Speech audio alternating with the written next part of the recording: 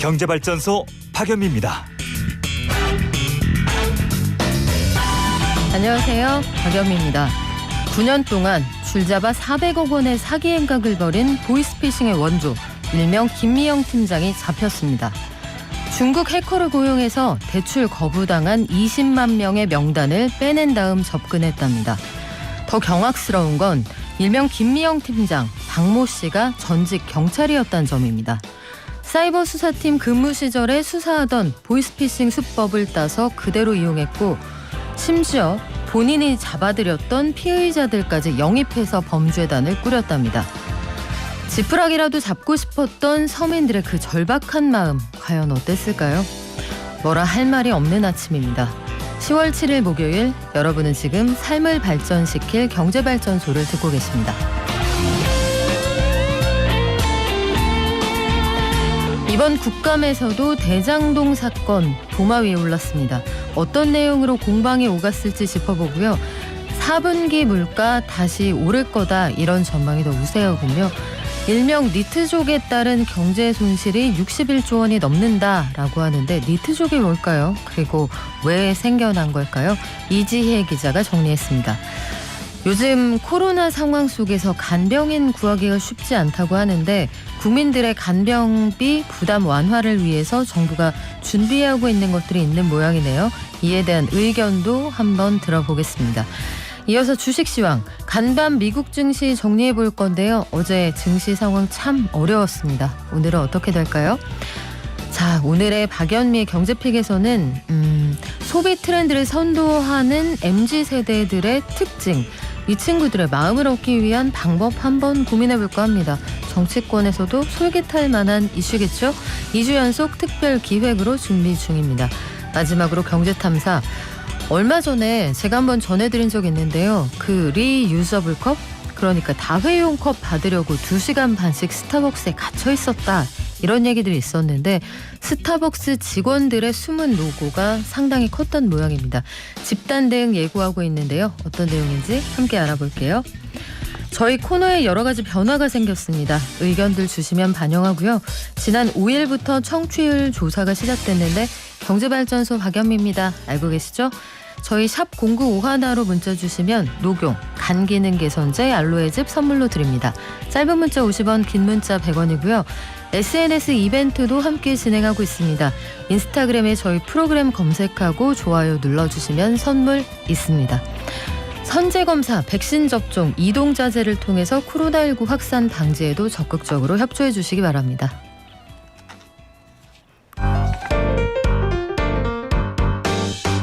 깨어있는 경제발전소. 매일 아침 9시, 경제를 이해하는 똑똑한 습관. 경제발전소 박연미입니다. 매일 아침 쏟아지는 경제 뉴스, 10분만 투자하면 충분히 따라잡을 수 있습니다. 10분 경제, 한겨레 신문 이지혜 기자가 정리했습니다. 안녕하세요. 안녕하세요. 네, 대장동 공방이 국정감사장도 집어삼켰군요. 어떤 얘기가 오갔습니까? 예, 어제는 금융위를 대상으로 한 국회 정무위 국정감사가 있었는데요. 대장지구 개발 사업 시행사인 화천대유의 수상한 자금 흐름을 둘러싸고 여야의 공방이 한참 이어졌습니다. 국민의힘 박수영 의원은요, 이날 국감장에서 화천대유의 로비 대상자 명단, 이른바 50억 클럽의 실명을 공개하기도 했습니다. 대장동 사업 구조를 설계한 정영학 회계사가 검찰에 제출한 녹취록과 복수의 제보를 토대로 6명의 이름을 확인했다고 하는데요. 이날 공개한 명단에는 권순일 전 대법관, 박영수 전 특검, 국민의힘에 있다가 얼마 전에 탈당한 곽상도 의원, 그리고 김수남 전 검찰총장, 최재경 전 청와대 민정수석이 있었고요. 경제 매체의 사주로 추정되는 홍아무개 씨도 포함이 됐습니다. 그동안에 정치권에서 다양한 형태의 명단이 나돌기는 했지만 실명이 언급된 건 이번이 처음입니다. 네, 여야는 서로 내 탓이요 공방을 하고 있는데, 사실 국민들은 무슨 게이트다, 이게 중요한 게 아니라 누가 왜 벌인 일이고 어떻게 이런 일이 가능했느냐, 이게 중요하잖아요. 일단 여야 간의 주장을 한번 들어볼까요? 예, 야당에서는 50억 클럽 명단을 밝히면서 해당 녹취록에 50억 원까지는 아니어도 성남시 의회 의장하고 그리고 시의원에게도 로비 자금이 뿌려졌다는 내용이 들어있다. 그 사건의 모음통에는 당시 성남시장이었던 이재명 지사가 있다. 이렇게 주장을 했습니다. 그러자 정무위 여당 간사인 김병욱 의원은 50억 클럽의 6명 모두가 박근혜 정부 사람들인데 어떻게 이재명 지사하고 연결이 되는지 이해가 안 된다라고 반박을 하기도 했고요. 그러자 야당 간사인 김희곤 의원은 화천대유에서 돈을 받은 유동규 씨가 이재명 지사의 측근이기 때문에 이건 이재명 게이트가 맞다. 이렇게 공방을 벌였습니다. 이날 국민의힘은 정무위 국감에서만 36명의 화천대유 관련 증인 및 참고인을 신청을 했는데 민주당은 검경 수사에 방해가 될 수 있다는 이유로 반대하면서 증인 신청은 불발됐습니다. 네, 수사 중인 사안인 만큼 저희가 수사 결과 보고 계속 따라가 보겠습니다. 자, 소비자 물가 상승률이 벌써 반년째 2% 위인데 4분기에도 오를 가능성이 크다 이런 얘기가 나오네요. 예, 소비자 물가지수 상승률이 반년째 2%대를 나타냈고요. 1월에서 9월까지 누계로 치면 이미 2%에 이르렀습니다. 문제는 4분기에도 계속 2%대를 유지하거나 상승폭이 더 커질 수도 있다는 점입니다. 우선 국제 유가가 굉장히 물가에 많은 영향을 미치는데 국제 유가가 지난 8월만 해도 약간 완만하게 하락세를 그리고 있었거든요. 지난 9월 들어서는 다시 상승폭을 키우더니 두바이유 기준으로 72.6달러까지 올랐고요.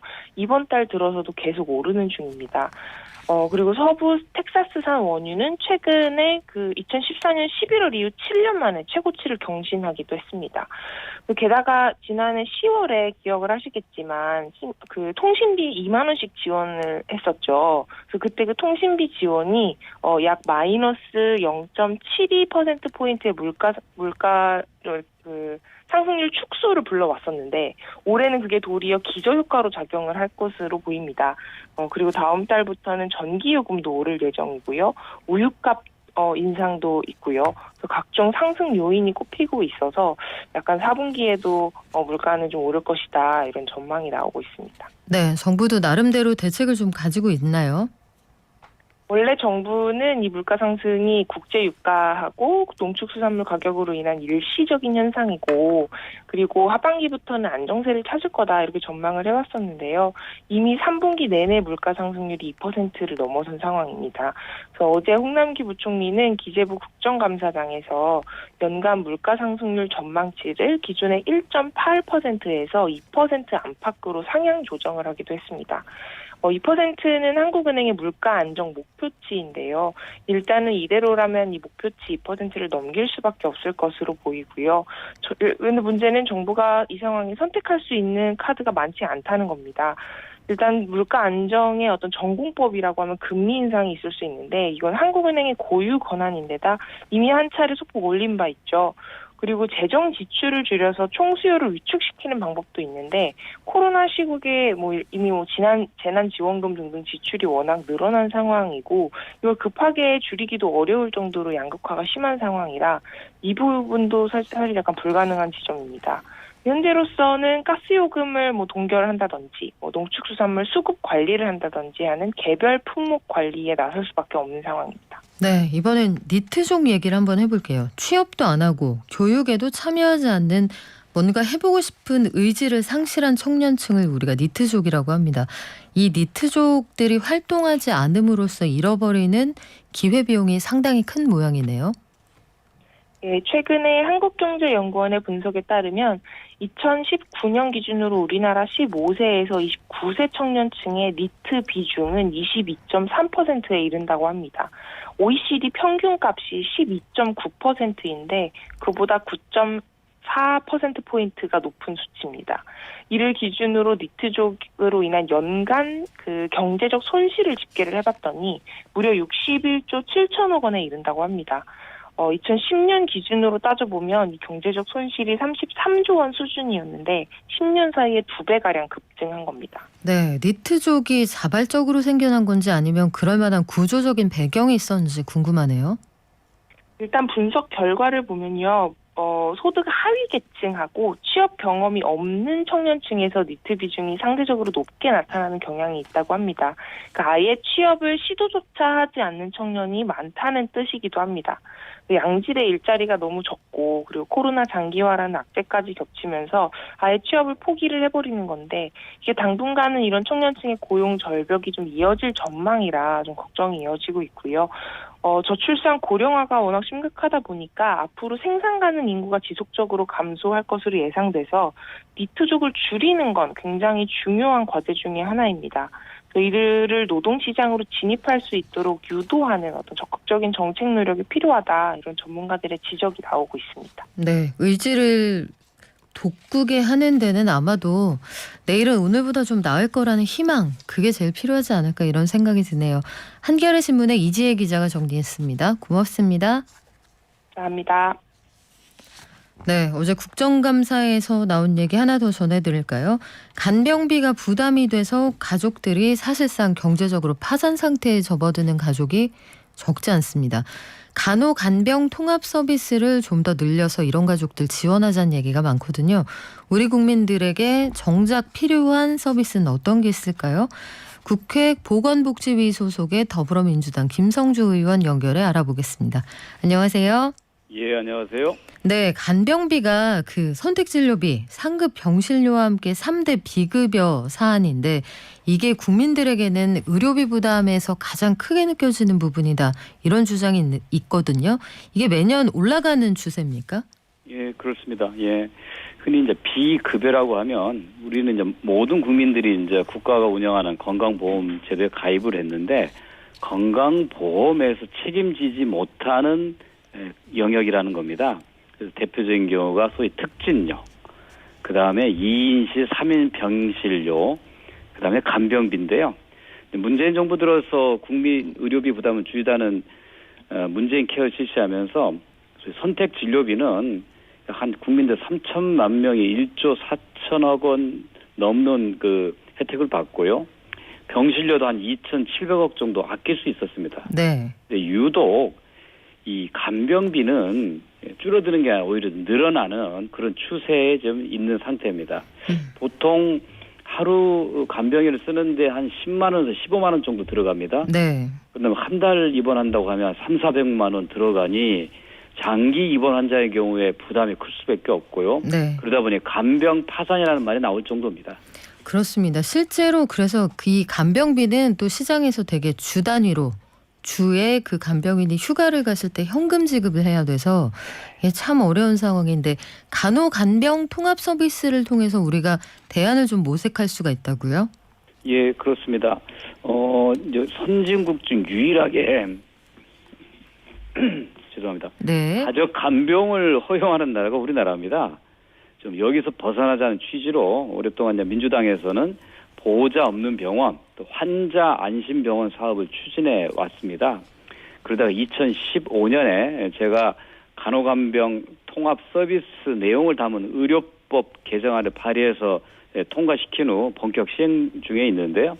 현재는 전국의 598개 병원 6만 천여 병상에서 보호자 없이 간병인을 쓰지 않고 병원에 의료 인력만으로 간호와 간병 서비스가 동시에 제공되면서 이용자 만족도가 84%는 높고 여기에 근무하는 간호사들도 만족이 높아서 이직이 잘 이루어지지 않는다고 그렇게 성공적인 사업이라고 할 수가 있습니다. 아, 간호사분들 이 서비스를 제공하시는 분들도 만족도가 높다. 여기에 좀 밑줄을 긋게 되는데 그렇습니다. 언뜻 들어서는 더 힘드실 것 같거든요. 간호도 하고 간병도 하면. 그런데 이제 인력이 대신 좀 늘어나기 때문에 간호사 한 명이 입원 환자를 관리하는 숫자가 이 통합병동에서 더 줄기 때문에 훨씬 더 업무 부담도 줄어들고 환자들과의 관계도 긴밀해진다고 하는 게 이제 보건의료 노조 측의 이 얘기입니다. 그렇군요. 이 서비스가 생긴 게 올해로 7년째입니다. 국민들 부담은 실제로 얼마나 줄었나요? 예, 과거에는 이제 일반적인 병동 입원할 때 이 입원료 10,000원 외에 간병비를 따로 부담을 해야 하는데 보통 한 8만 원에서 10만 원 정도라고 본다면 지금은 통합병동에서는 입원비 22,000원만 내도 간병인을 따로 쓸 필요가 없기 때문에 7만 원 이상의 절감 효과가 발생하는 것입니다. 그렇군요. 앞으로 10만 병상까지 확보를 해서 서비스를 늘리겠다. 이 확대를 하면 참 좋을 텐데 확대 속도가 더디다. 이유가 뭡니까? 예, 일단은 간호 인력이 부족합니다. 간호 인력들이 주로 수도권과 대도시, 대형 병원을 선호하기 때문에 지방이나 중소병원에는 이 간호 인력 구하기가 굉장히 어렵습니다.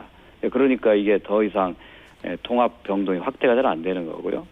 또 하나는 간호사와 간호조무사 또 간병 지역 인력 간의 역할을 둘러싼 갈등이 있습니다. 네. 예를 들어서 의료 서비스를 누가 제공해야 되느냐, 기저귀는 누가 가느냐, 식사 도미는 누가 할 거냐를 보고 간호사, 간호조무사, 간병 지역 인력 간의 역할이 좀 제대로 나눠지지 않아서 실제 현장에서 좀 갈등이 있는 게 또 하나 문제입니다. 아, 그렇군요. 그러면 그 공공병원들의 간호간병 통합 서비스가 상대적으로 좀 부진하다. 이런 지적은 왜 나오는 거죠?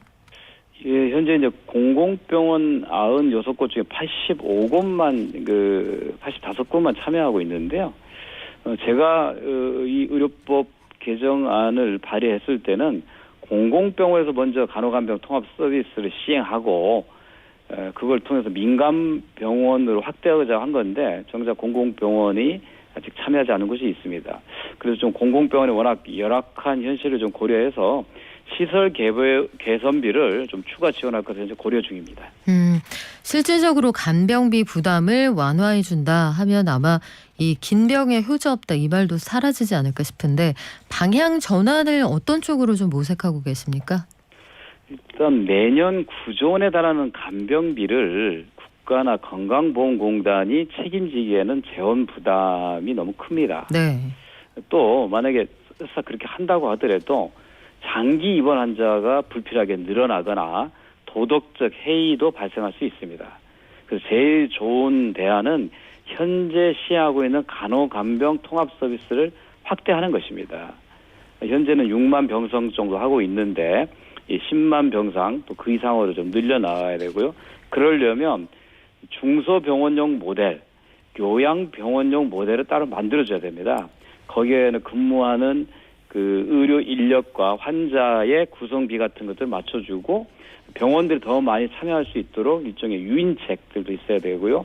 이 병동에서 근무하는 간호 인력 등에 대한 처우 문제 이런 것들이 좀 같이 좀 해결된다고 하면 우리나라도 이제 가족이 누구 한 명 입원하면 온 가족이 매달려서 간병해야 되는 고통에서 벗어나고 비용 부담을 줄이는 그런 좀 선진국형 의료 체계로 갈 수 있을 것이라고 생각합니다. 네, 무엇보다도 인력 충원이 가장 먼저일 것 같은데 간호 인력들에 대한 처우 개선을 다시 한번 당부드리겠습니다. 지금까지 국회 보건복지위원회 소속 더불어민주당 김성주 의원이었습니다. 고맙습니다. 예, 감사합니다. 경제를 아는 가장 최고의 지름길. 첫 번째, 매주 평일 오전 9시부터 1시간 TBS 라디오 FM 95.1MHz와 TBS 앱을 엽니다. 두 번째, 유튜브와 팟빵을 통해 언제든 경제발전소를 만날 수 있습니다. 경제를 이해하는 똑똑한 습관. 경제발전소 박연미입니다.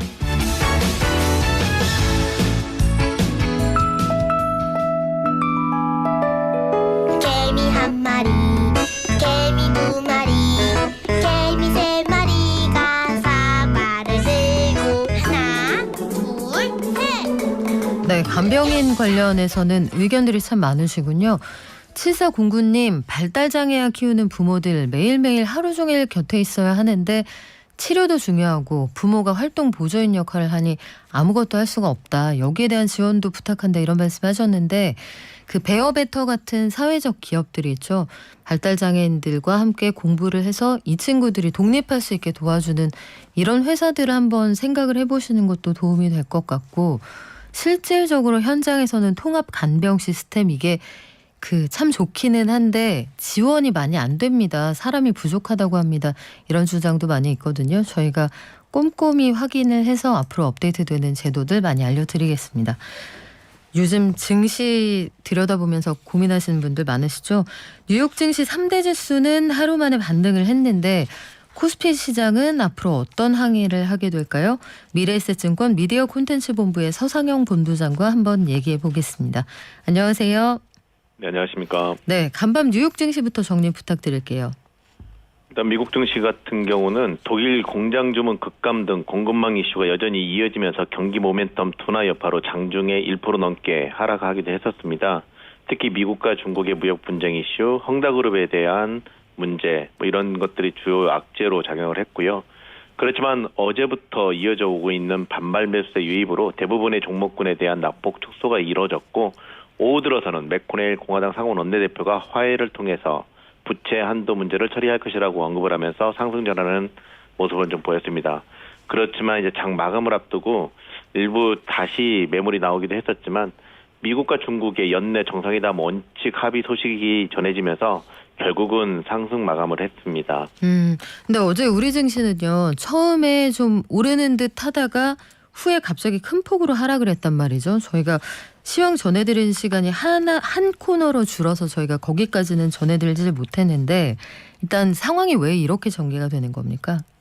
일단 어제 국내 증시 같은 경우는 미국 증시에 강세에 힘입어서 상승 출발하긴 했었습니다. 그렇지만 미국과 중국의 무역 분쟁 우려가 여전히 이어지면서 상승 폭이 이제 좀 제한되는 모습을 좀 보였었고요.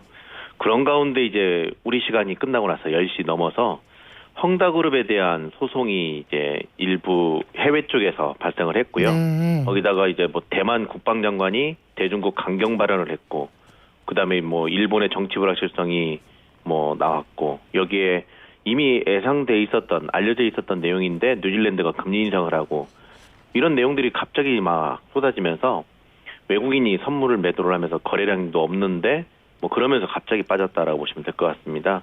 특히 이제 문제가 되는 거는 중국의 전력난에 따른 공장들의 셧다운 여파가 경기 모멘텀을 급격하게 위축시킬 수 있다는 우려가 부각된 점이 부담을 줬고요.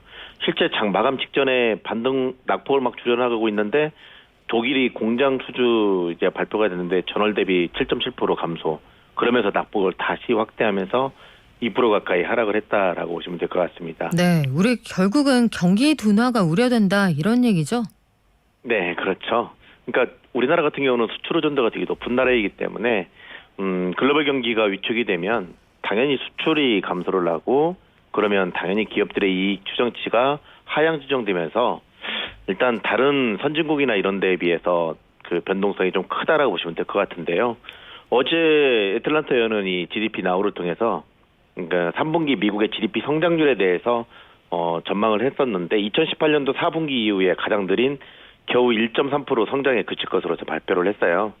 네, 지난 7월 30일 날에 이제 처음으로 발표를 했을 때만 하더라도 6.1% 성장을 할 것으로 전망을 했었는데 어마어마하게 하향 조정됐죠. 세부 항목 대부분의 수출이라든지 서비스 지출이라든지 이런 것들이 대부분 다 하향 조정이 됐고 그러다 보니까 이제 경기 모멘텀이 이제 피크다 뭐 이런 이슈가 좀 나왔다라고 보시면 될 것 같습니다. 특히 델타 변이 바이러스라든지 반도체 부족, 그다음에 여태 공급망 문제로 생산 제약, 뭐 추가 실업급여 중단에 따른 지출 감소 등에 따른 것으로 추정되고 있고요.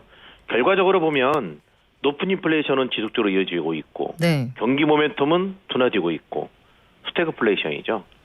뭐 그런데 이제 거기에 연준이나 어제 뉴질랜드도 그랬잖아요.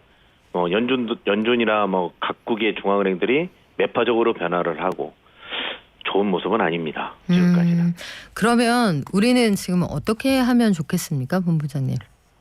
일단 뭐 현재 글로벌 금융시장은 결국 공급망 문제로 인한 경기 모멘텀 둔화, 그다음에 높은 인플레로 인한 기업 이익 둔화 우려가 저변에 깔린 상태이기 때문에 여러 악재성 재료, 과거 같으면 별것도 아닌데 뭐 매물이 나오게 만드는 악재성 재료가 나오면서 일단 뭐 문제가 좀 되고 있기 때문에 문제가 되고 있거든요. 근데 경기 모멘텀 자체는 좀 장기적으로 봐야 되는 거고 당장 이제 눈앞에 다가온 어닝 시즌 내일 삼성전자 실적 발표도 있고 뭐 다다음 주부터 이제 우리나라도 발표가 되고 이런 어닝 시즌이 정말 중요해졌는데요. 기업들이 비용을 소비자에게 전가했다면 어제도 말씀드렸죠. 양호한 실적이 기대되나 이를 전가하지 못한 기업들 같은 경우는 실적 둔화에 따른 매물출에는 불가피하다고 봐야 될 것 같아요. 그렇기 때문에 오늘 정도 이렇게 반등을 좀 하고 있는 이런 추세를 보일 때 그 가격 전가, 가격 결정력이 높은 기업들 중심으로 해서 그 포트폴리오를 재조정을 하는 것도 상당히 바람직하다고 봐야 될 것 같아요. 자, 우리 장은 어떻게 출발했습니까? 일단 뭐 당연히 상승 출발을 했죠. 1% 내외, 1% 넘게 상승을 좀 보이다가 일부 좀 매물이 나오고 있는데 특히 SK 하이닉스에 대해서 골드만삭스가 목표 주가는 그대로 유지를 했지만 뭐 반도체 업황에 대한 우려 때문에 투자 의견을 중립으로 하향 조정을 하면서 상승을 하다가 지금 현재는 1.5% 정도 하락을 하고 있고요. 대부분의 종목군 중심으로도 대부분 상승을 하다가 잠깐 주춤하고 있는 모습을 좀 보이고 있습니다. 현재 0.8% 상승을 보이고 있는 상태이고요. 네, 지금까지 미래에셋증권 미디어 콘텐츠 본부의 서상영 본부장이었습니다. 고맙습니다. 네, 감사합니다. 돈이 굴러가는 기본적인 흐름. 잘 먹고 잘 사는 게 주식 관련해서 가짜 정보가 많더라고요. 용어라든지 이런 게 너무 어려우니까 잘 모르는 사람들도 쉽게 접할 수 있는 서민들 정책을 많이 좀 알려줬으면 좋겠습니다. 바쁜 생활 속에서 반드시 챙겨야 하는 경제 소식. 경제 이슈의 핵심을 짚어드립니다. 발빠른 경제발전소 박연미의 경제픽. 네, 오늘 이 얘기로 한번 시작을 해볼까요? 0902님, MZ세대를 얘기할 때 한편으로는 희망 없는 세대라고 얘기를 하고 다른 한편으로는 소비 트렌드를 주도하는 세대라고도 합니다. 이 두 가지가 그다지 연결되지 않는 것 같은데 어떻게 이해해야 될까요? 저는 이 질문을 제 옆에 계신 손님께 토스하겠습니다. 크로스 IMC의 박준영 대표님 나오셨는데요. 1탄 MZ세대 소비 트렌드를 선도하다 MZ세대 보고서를 처음으로 써주실 분입니다. 안녕하세요. 안녕하세요. MZ세대 저희가 니트족 얘기를 처음에 경제브리핑 하면서 말씀을 드렸거든요. 의욕이 없는 청년들 말하는 거죠. 배우고 싶지도 않고 집 밖으로 나가고 싶지도 않은 청년들인데 아니 그렇다고들 하면서 한편으로는 또 왜 소비 트렌드를 주도한다고 합니까?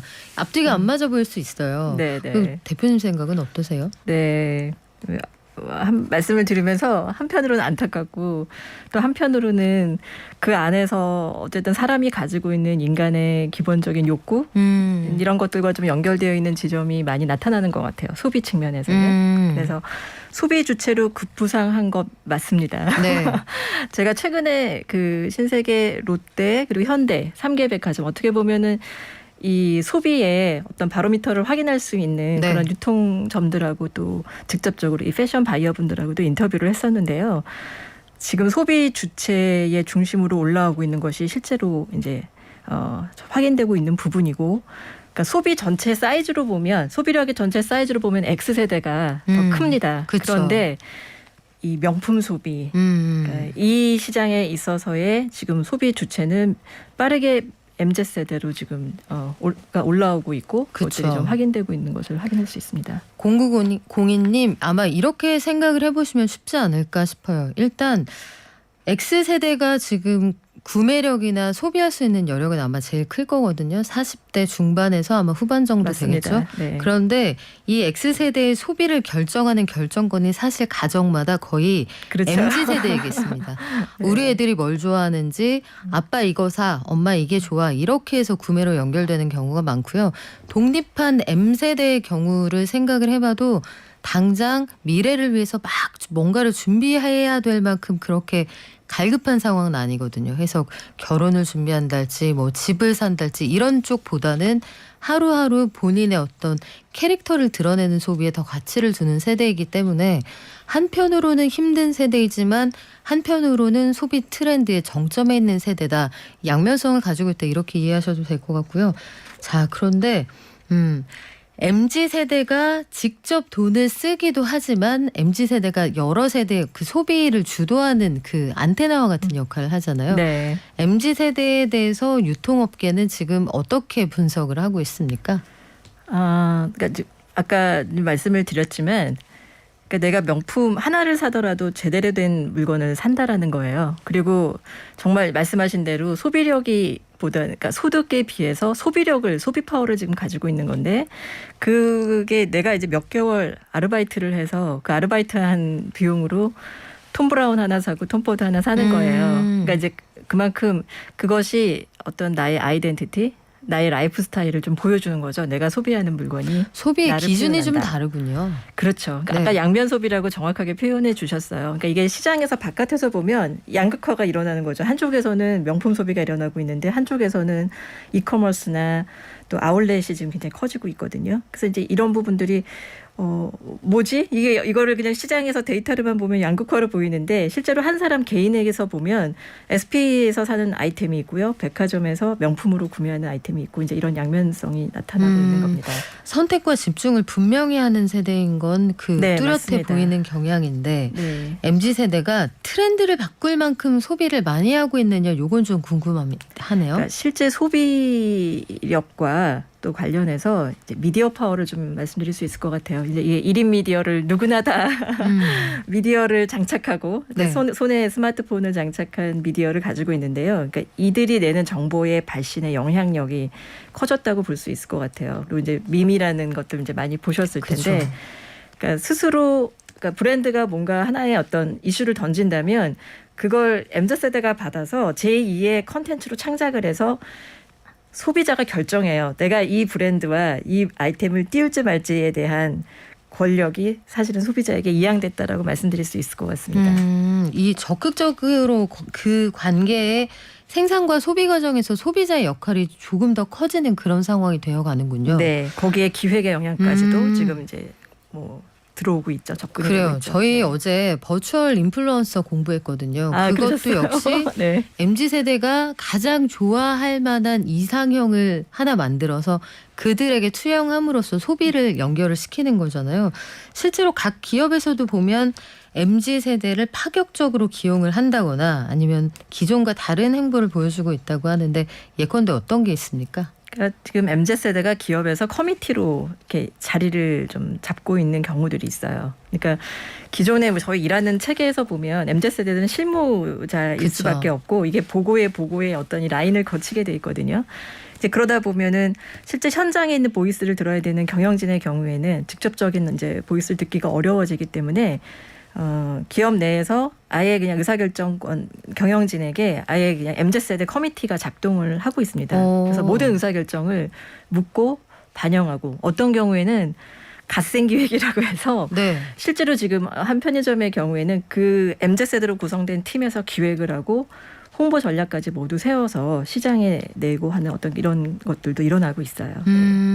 기존에는 의사결정 과정에 직접 참여하려면 사실은 적어도 회사를 한 15년, 20년은 다녀야 맞습니다. 네. 이 보드 안에 들어가서 네. PT를 할 수 있는 자격 정도가 주어지잖아요. 직접 PT하는 경우도 많지 그렇죠. 않죠. 그것도 많지 않고 네. 작성을 해서 이제 부장님 드리면 그렇죠. 네. 부장님이 얘기하고 여기서 막히는 거 있으면 귓속말로 얘기하는 여기 정도가 됐던 세대일 텐데 이제는 그 나이, 연공서열 이런 것들은 정말 중요하지 않은 시대가 되는 거군요. 왜냐하면 현장의 시장의 보이스를 시장이 달라졌는데 이거를 따라가기 위해서는 그런 노력을 그러니까 직접 그 세대가 제일 이해하고 있고 공감대를 형성하고 있기 때문에 네. MZ세대가 주체로서 일을 할 수 있는 기회가 만들어질 수밖에 없는 거죠. 네. 자, 그런데 저는 여기서 한 가지 궁금한 건 MZ세대를 좀 하나의 그냥 보여주기 식으로 기용을 하는 건지 정말 이 친구들이 사업의 성과를 내서 우리가 따라갈 만한 어떤 그 퍼포먼스를 보여주는 건지 그게 궁금한데 네. 잠깐 갓생 기획이라는 걸 한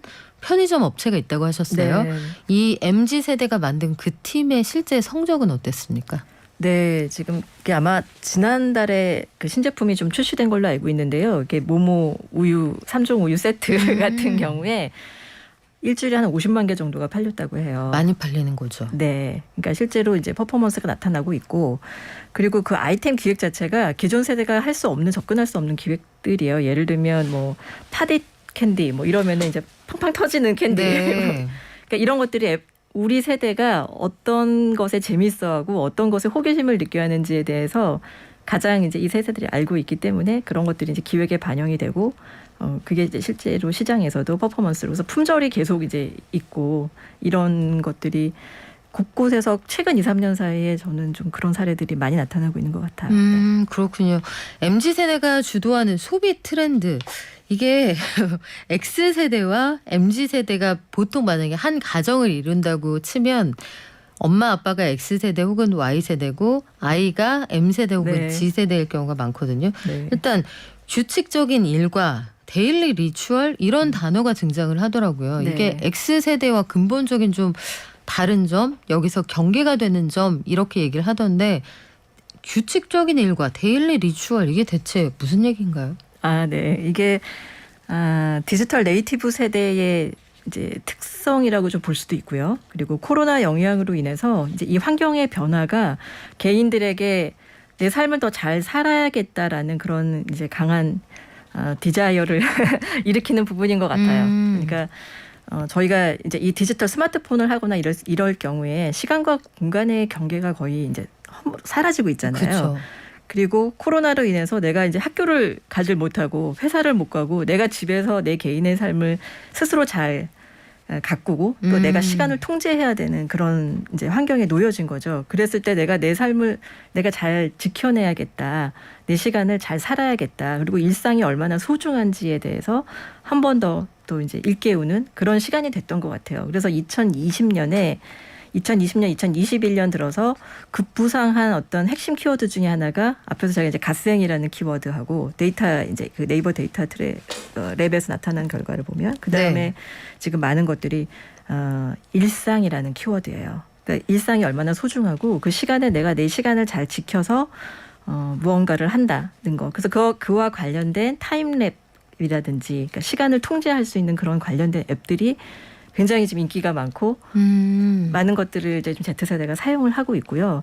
그래서 그다음에 심리적인 안정과 관련된 부분들, 이게 지금 불안한 삶의 네. 불안이나 미래가 불확실한 부분들 때문에 심리적인 안정을 추구하려고 하는 것. 그래서 아침에 미라클 모닝 그러니까 기상 인증, 달리기 인증, 내가 열심히 운동 습관을 하고 내 건강을 지켜야지. 그래서 몸과 마음의 건강을 추구하는 삶, 이제 이런 것들이 데일리 리추얼이라고 하는 그런 큰 흐름. 아마 저는 2020년, 21년을 관통하는 좀 큰 흐름이 뭔가라고 하면은 그 데일리 리추얼이라고 하는 거를 하나의 축으로 좀 말씀드릴 수 있을 것 같아요. 네, 아마 이 단어 자체를 처음 들어보신 분들이 많을 텐데 저는 이 현상이 참 재밌더라고요. 예컨대 스마트폰 안에서만 생활하는 본인에게서 일상을 찾아오기 위해 그 일상을 관리해주는 앱을 사용하는 게 네. MZ세대 특징입니다.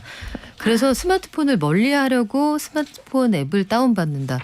이 여러 가지 특징을 가지고 있는 세대인데 이것도 재미있었어요. 작년부터 나온 트렌드지만 할머니 스웨터를 입는다든지 네. 아니면 자개장 문짝으로 장식되어 있는 카페를 찾아간다든지 이런 걸 되게 힙한 일이라고 생각을 하거든요.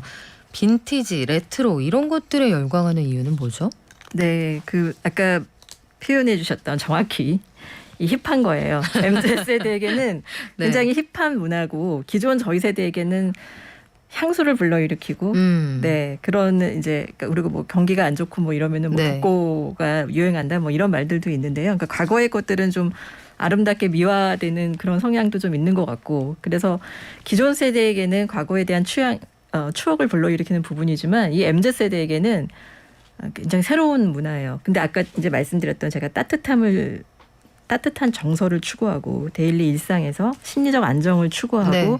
이러다 보니 아날로그적인 감성이나 이런 따뜻한 감성에 대한 욕구가 MZ세대에게 이제 올라오고 있고 이제 이런 것들이 과거의 레트로 문화와 연결되어서 그 심리적인 안정감을 주는 그런 충족감이 있고요. 그다음에 아까 제가 이제 불안과 불확실성이 저는 이 시대의 좀 큰 키워드라고 좀 보여지는데 그런 부분들이 내가 주체적인 삶을 살아야 되는데 이 시대의 나의 어른 나는 누구를 롤모델로 삼아야 되지? 이제 이런 부분들에 대한 열망도 있는데 그런 것들이 어떤 충족하는 어떤 모델로서 이제 밀라누나 할머니라든지 윤여정 씨라든지 네.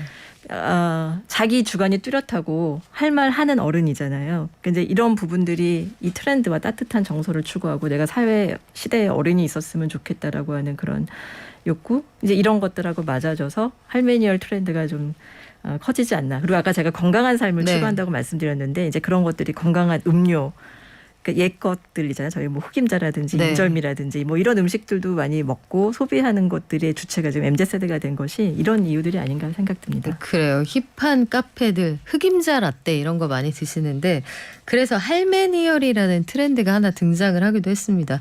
이 손뜨개로 뜬 것 같은 그런 니트가 유행을 하기도 하고요. 또 노래도 저는 참 재밌었던 게 유튜브를 통해서 이제 저희 세대가 겪었던 것들을 지금 젊은 친구들이 다시 한번 다 공감을 할 수 있다 보니까 서태지와 아이들의 컴백홈이 한 가전회사의 배경음악으로 등장을 네. 하기도 하고요. 네. 또 어르신들, 사장님들이 치는 걸로 돼 있었던 이 골프에도 그렇게 열광을 하더라고요. 이게 그 캐릭터가 재미있는 그 회사가 앞장서서 일 것 같기도 한데 골프가 MZ세대를 이렇게 열광시키는 이유는 뭡니까? 네, 지금 그냥 이렇게 환경적인 요소로만 먼저 본다면 또 역시 코로나 영향이 큰 것 같아요. 그러니까 이제 기존의 해외 여행에서 쓰던 그런 소비력이나 이런 것들이 이제 소비처의 한계가 오다 보니 이것이 이제 어떤 새로운 출구가 좀 필요했고, 그래서 이제 그런 보복 소비 차원에서 어떤 골프가 적절하게 그 니즈와 좀 잘 맞은 부분이 있고요. 무엇보다 나의 라이프 스타일을 인증하는 이런 활동들은 끊임없이 이루어져야 되는데 그러기에 골프는 굉장히 맞는 거죠. 내가 나의 어떤 소셜한 어떤 지위나 내가 골프 칠 정도의 여유가 있다. 그렇죠. 예쁘게 네. 입었다. 그리고 예쁘게 입었다가 큽니다. 예쁘게 입었다. 그래요. 거기에 방점이 있다는 얘기 많이 들었습니다. 네. 골프 웨어 시장이 그래서 굉장히 커지고 있다고요. 네. 그리고 나 이 정도 운동한다. 그러니까 전체적으로 보면 본인이 여유롭게 살고 있다는 걸 인스타그램 같은 그런 SNS로 보여주고 싶은 거군요. 네. 그리고 이제 바깥에 나가고 싶고 야외 활동을 하고 싶은데 골프를 통해서 그런 것들이 충족되고 그다음에 이게 지금 소비 시장에서 보면은 골프 하나의 골프장에 가서 이제 직접 회원권을 구매하기도 하고 이게 이 지금 회원권 구매의 주도 소비 주체로도 지금 밀레니얼이 올라오고 있거든요. 이제 그런 측면도 있고 아까 말씀드린 대로 장비가 네. 되게 중요한데 골프는 갖춰야 될 장비들이 많잖아요. 네. 그러니까 이제 그런 측면도 있고 그리고 옷이 예쁜 거. 그래서 이제 이거와 연관되는 이제 트렌드가 골프뿐만이 아니라 아웃도어에서 이제 이 등산하는 트렌드도 인증샷 많이 찍어서 올리잖아요. 그렇죠. 그러니까 나 이렇게 잘 살고 있어. 나 이렇게 건강하게 살고 있어. 이런 것들을 인증하는 거죠. 아마 그 신세대라고 하면 옛날 사람인 거예요. 요즘에 그 트렌드를 주도해가는 젊은 여자 연예인들 수지나 아이유 뭐 이런 친구들이 예쁘게 등산복을 차려입고 정상에 가서 인증 사진을 남기고 이런 것들도 아마 영향을 받지 않을까 싶은데 MZ세대의 또 다른 특징이 사회적 메시지에 굉장히 민감하다는 점입니다.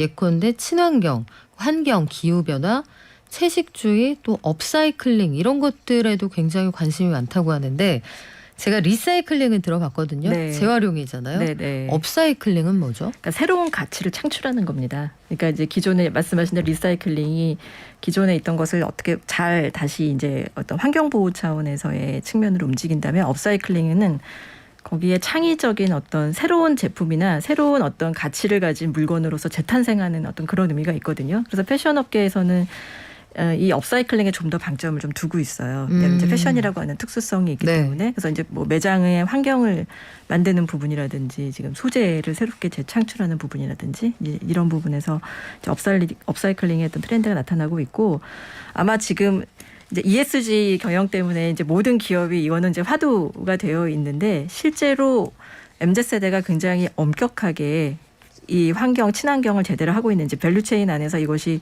구현되고 있는지를 진정성 있게 하고 있는지를 들여다보고 있기 때문에 어찌 보면 이 친환경이란 화두는 지금 기업의 브랜드 측면에서 보면 기업 측면에서 가장 중요하게 지금 올라올 트렌드 그리고 선점할 수 있는 아직 선점의 기회가 있는 브랜드 입장, 기업 입장에서는 그런 영역이라고 좀 말씀드릴 수 있을 것 같아요. 그래요. 그리고 투자를 대하는 방식도 기존 세대랑 좀 달라진 것 같은데 소위 종잣돈이 크지 않아도 투자는 시작한다. 이게 트렌드 맞습니까? 네, 맞습니다. 그러니까 이제 이 투자에 대한 마인드가 소비를 투자로 보고 있다고 저는 이제 이해가 돼요. 그러니까 이제 제가 한마디로 지금 MZ세대의 소비 트렌드의 가장 큰 트렌드가 뭐냐, 흐름이 뭐냐라고 하면 저는 소비를 투자로 보고 있다라고 말씀드릴 수 있을 것 같아요. 구체적으로요? 네, 이렇게 말씀을 드리면 가령 아까 제가 이제 명품 소비 그리고 스니커즈가 요즘 패션에서 의류보다 신발을 소비하는 소비파가 훨씬 커졌거든요. 네. 근데 그게 스니커즈를 사는 것이 내가 한정판 스니커즈를 사는 것은 내가 남들보다 먼저 경험해서 먼저 인증을 한다라는 의미도 있지만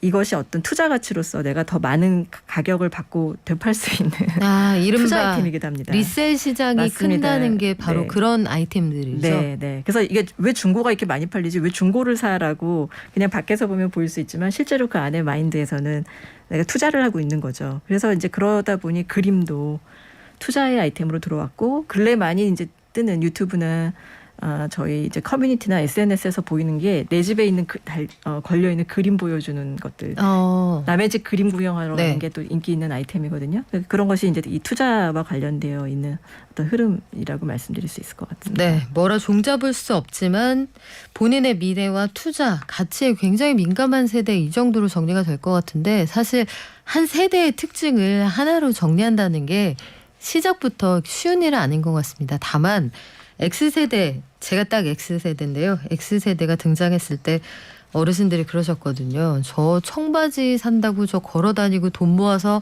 청바지 사고 저 사람들 커서 뭐가 될래 했는데 커서 문제없이 살고 있는 거 보면 우리 MZ세대의 미래도 한번 응원해 주는 건 또 괜찮을 것 같아요. 네. 지금까지 크로스 IMC의 박준영 대표와 함께했습니다. 고맙습니다. 네, 감사합니다. 스타벅스에서 컵 받으려고 난리가 났던 일이 있었습니다. 한 2시간씩 기다려서 커피를 받았다고 하는데 이벤트 때문이었다고 해요. 그리고 이걸 기점으로 참고 있던 스타벅스 직원들이 폭발했다. 임금과 처우 개선을 요구하는 시위에 나선다고 하는데 왜 그러는 건지 이정우 전 미디어오늘 편집국장과 함께 알아보겠습니다. 안녕하세요. 예, 반갑습니다. 자, 스타벅스 하면은 단시간을 근무해도 처우가 꽤 괜찮다 이렇게 그렇죠. 알려져 있었는데 22년 만에 처음으로 국내 집단 행동이 일어난다. 왜 그렇습니까?